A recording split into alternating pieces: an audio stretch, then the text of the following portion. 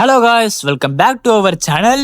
Anime கதைகள் நமக்கு பல விஷயங்களை சொல்லி கொடுத்தாலும் சில ரகசியங்களை மட்டும் அப்படியே மூடி வச்சிருக்கு.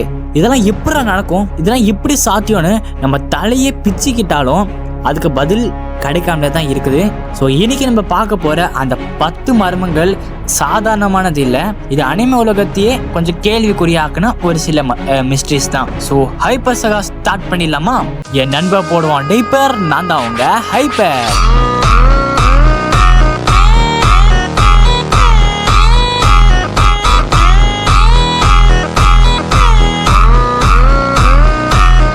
டாப் 10ல இருக்கிறது ககாஷி ஹட்டாகே. ஏன் எப்போதும் மாஸ்க் போட்டுக்கிட்டே இருக்கிறாரு? ஸோ சின்ன வயசுல இருந்தே இப்போ வரைக்கும் அவர் முகத்தை ஒரு வாட்டி கூட யாரும் பார்த்தது இல்லை. அவர் முகம் ரொம்ப ஹேண்ட்ஸமா தான் இருக்குது. ஆனாலும் ஏன் அவர் முகத்தை மறைக்கிறாங்கிறது கொஞ்சம் டவுட்டா தான் இருக்குது. ஐ திங்க் ககாஷி மாஸ்க் போட்டு இல்லாததை விட மாஸ்க் போட்டு இருக்கும்போது ஹேண்ட்ஸமா இருக்கிறாருன்னு சொல்லி கிசிமோட்டோ ஏதோ ஒரு மீட்டிங்ல சொல்லியிருக்காருன்னு நினைக்கிறேன். அதனாலதான் கிசிமோட்டோ ககாஷிக்கு மாஸ்க் வச்சு விட்டாரு போல. டாப் 9 இருக்கிறது ஜுஜுட்சு கைசன்ல கோஜோவோட சக்திக்கு அளவே இல்லைன்னு சொல்றாங்க. ஆனா அவரோட 6 ஐஸ் உண்மையிலேயே எப்படி வேலை செய்யுது? கண்ணை மூடினாலும் அவருக்கு எல்லாம் தெரியும்னு, தூங்கும்போது கூட அவர் இதையெல்லாம் பார்த்துக்கிட்டே தான் இருக்கிறாரா? அவரோட மூளை எப்படி இந்த மொத்த தகவலையும் ஹேண்டில் பண்ணுது? இதுக்கு பின்னால இருக்கிற மெக்கானிசமே கொஞ்சம் கூட எனக்கு புரியலைங்க. டாப் 8ல இருக்கிறது சுகுனா ஒரு மனுஷனா இருந்தப்போ எப்படி இருந்திருப்பாரு? இப்ப பாக்குறது இடாட்டோரியோட முகம்தான். ஆனா பழைய காலத்துல, அதாவது ஒரு 1000 வருஷத்துக்கு முன்னாடி சுகுனாவுக்கு 4 கைகள் 2 முகங்கள் இருந்ததுன்னு சொல்றாங்க. அவர் எப்படி ஒரு மனுஷனா இருந்து சாபங்களின் அரசனா மாறினாருங்கிறது இன்னைக்கும் கிளியரா சொல்லி இல்லை. மேபி அப்கமிங் மாங்காஸ்ல சொன்னாலும் சொல்லியிருப்பாங்க. டாப் 7ல இருக்கிறது சினிகாமிகள் எப்படி பிறக்கிறாங்க, அவங்க எப்படி சாவாங்கன்னு சொல்லியிருந்திருப்பாங்க. ஆனால் அவங்க எப்படி பிறக்கிறாங்கன்னு டெத் நோட்டில் இன்னும் சொல்லவே இல்லை. லேட்டாகாமி மாதிரி ஒரு மனுஷன் இறந்தா சினிகாமியாக மாறுவான்னு ஒரு தியரி இருக்குல்ல. அப்போ எல்லா சினிகாமிகளும் ஒரு காலத்தில் மனுஷங்களாக இருந்திருப்பாங்களோ? இதுதான் இந்த அனிமேவோட மிகப்பெரிய கேள்விக்குறியாக இருக்குது. அண்ட் ரீசெண்டாக லேட்டாகாமி சினிகாமியாக மாறிட்டாங்கிறது ஒரு தியரி எக்ஸ்பிளனேஷன் பண்ணி நான் வீடியோ போட்டிருந்தேன்.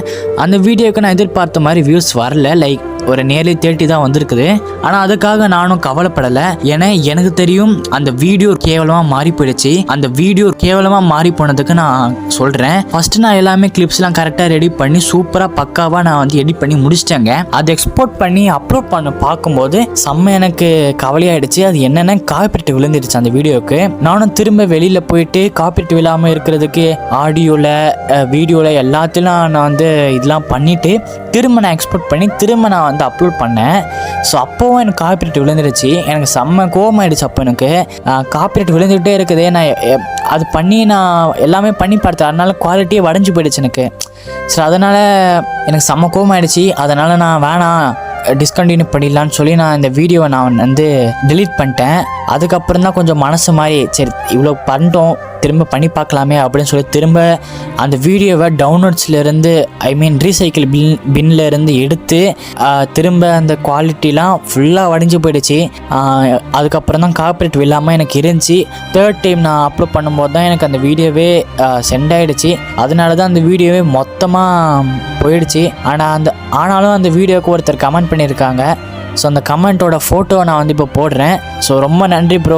இந்த அளவுக்கு ஒரு வீடியோ இருந்தாலுமே யாரும் பார்க்க மாட்டாங்கன்னு நினச்சேன். பட் பார்த்து எனக்கு ரிப்ளை வேறு பண்ணியிருக்கீங்க. ரொம்ப நன்றி ப்ரோ.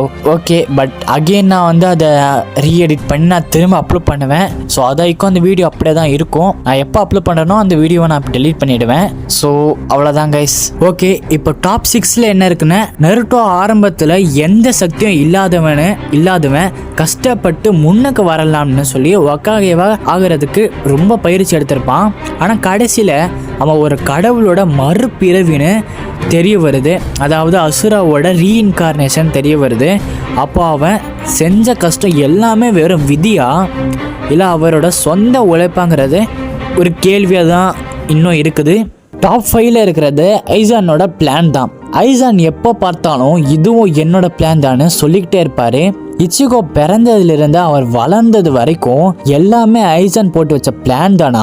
ஒரு மனுஷனால எப்படி இவ்வளவு வருஷமா யாருக்கும் தெரியாம எல்லாத்தையும் கண்ட்ரோல் பண்ண முடிஞ்சது? அவரோட ஹோகியாக்கு சக்தியை தாண்டி அவருக்கு ஏதாவது எதிர்காலத்தை பார்க்கிற சக்தி இருந்ததா? இது கொஞ்சம் லாஜிக்கே இல்லாம இருக்கிற ஒரு டவுட்டா இருந்தாலுமே இதுவும் எனக்கு கொஞ்சம் ஒரு பெரிய டவுட்டா தான் இருந்தது. அதனால தான் நான் இதுவும் வந்து இந்த லிஸ்ட்ல சேர்த்திருக்கேன். டாப் 3ல இருக்கிறது ஒபிட்டோ உச்சியா ஒத்த கண்ணு. நமக்கு தெரியும் ஷரிங்கான் அதிகமாக யூஸ் பண்ணால் பார்வை போயிடும்னு. ஆனால் ஒபிட்டோ 18 வருஷமாக தன்னோட கமுய் பவரை ஓயாமல் யூஸ் பண்ணிகிட்டே இருந்தார்.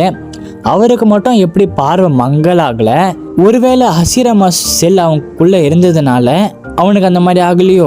ஹசிராமாக்கு ரேபிட் ஹீலிங்னு ஒரு பவர் இருக்குதுன்னு உங்களுக்கு தெரியும். ஒருவேளை ஹசிராமாவோட அந்த பவர் இவனுக்கும் கை கொடுத்துருக்குமானுங்கிறது ஒரு டவுட் தான். டாப் 2ல இருக்கிறது நருட்டோவில் உயிரை எடுக்கிற அந்த சினிகாமியை சம்மன் பண்ணுவாங்க. ஆனால் அந்த சினிகாமி யாரு? அதுக்கும் இந்த அனிமேல இருக்கிற மற்ற சினிகாமிகளுக்கும் என்ன சம்பந்தம் யாருக்கும் தெரியாது.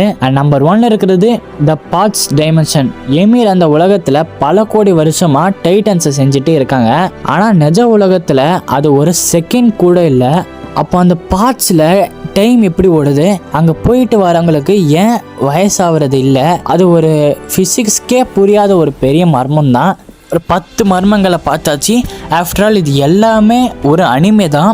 அனிமேல மூழ்கி இருக்காம கொஞ்சம் ரியல் லைஃப்லயும் என்ன நடக்குதுன்னு பாருங்க. அனிமேவை ஒரு லைஃப் லெசனாக நம்ம எடுத்துக்க முடியும். இப்போ எப்படி கார்ட்டூன் சினிமா அந்த மாதிரி நம்ம பார்க்குறோமோ அதே மாதிரி அனிமேவுமே ஒரு என்டர்டெயின்மெண்ட்டாக மட்டும் பாருங்க. அதை ஓவராக சீரியஸாக எடுத்துக்காதீங்க. ஸோ அவ்வளோதான் நான் சொல்லுவேன்.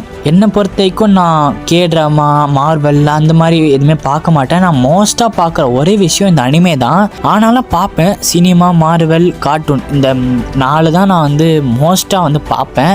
இதில் ரொம்ப பார்க்குறது இந்த அனிமே மட்டும்தான். என் ஃபேமிலிக்கு நான் இந்த அனிமே பார்க்குறது சுத்தம் பிடிக்காது. மேபி உங்கள் ஃபேமிலி எப்படின்னு தெரியல எனக்கு. ஓவரால் நான் என்ன சொல்ல வரேன்னா ஜஸ்ட் ஒரு என்டர்டெயின்மெண்ட்டாக எடுத்துக்கோங்க. ஓவரால் அதில் மூழ்கி இதுவாகிடாதீங்க. ஓகே கைஸ், ஸோ அடுத்து எதை பற்றி வீடியோ போடலான்னு சொல்லிவிடுங்க. ஓகே கைஸ், ஸோ இந்த 10 மிஸ்ட்ரீஸில் உங்களுக்கு எந்த மிஸ்ட்ரி ஷாக் அடைய வச்சிச்சின்னு கமெண்ட்ல சொல்லிவிட்டு நம்ம ஹைப்ரசகா சேனலை உடனே சப்ஸ்கிரைப் பண்ணி சப்போர்ட் பண்ணுங்கள். பக்கத்தில் இருக்கிற பெல் ஐக்கானை ஆல் அமுக்கி வச்சுக்கோங்க. ஸோ அப்போ தான் நான் போட போகிற வீடியோஸ் உடனே உங்களுக்கு நோட்டிஃபிகேஷனாக வரும். ஸோ பாய் கைஸ், பாய்.